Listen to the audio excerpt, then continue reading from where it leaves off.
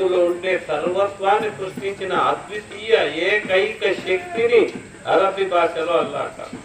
మిగతా భాషలో దేవుడు అంటారు, గాడ్ అంటారు. కానీ దేవుడు ఒక్కడే, దేవుడు ఒక్కడే.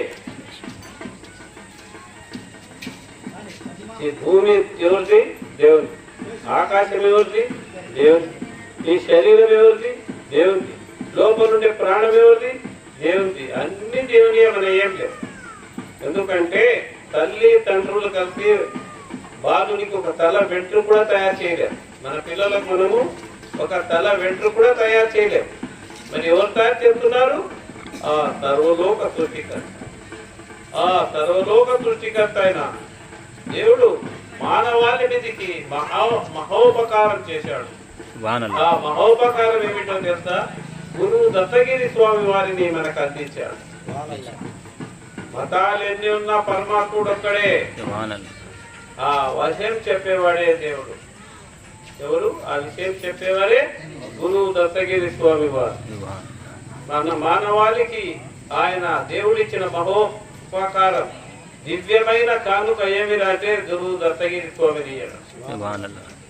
గురువు దత్తగిరి స్వామి అంటే ఆయన మానవాళికి కర్మల నుండి విముక్తి కలిగించి, వాని పాపాల నుండి, వాడు చేసిన కర్మల నుండి వాని విముక్తిని కలిగించి, అతనికి స్వర్గ ప్రవేశం కలిగించే దానికి దేవుడు దత్తగిరి స్వామి వారిని పంపించాడు.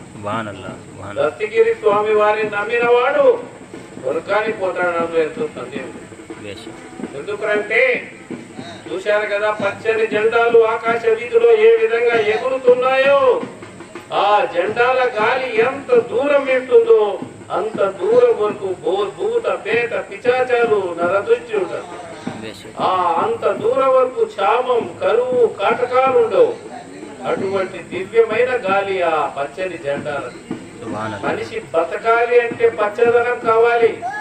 భూమిలో నుంచి వచ్చే ప్రతి వస్తువు, ప్రతి చెట్టు, ప్రతి మొక్క, ప్రతి ధాన్యం పచ్చని రూపంలోనే వస్తుంది. కాబట్టి దేవుడు ఆయనకు పచ్చని జెండా ఇచ్చాడు, మానవాళికి శుభాలు కలిగించమని.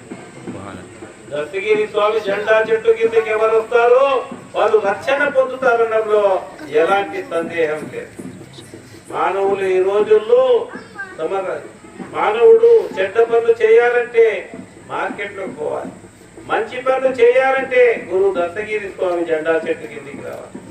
చూశారు కదా, అక్కడ ఏం చేస్తారు?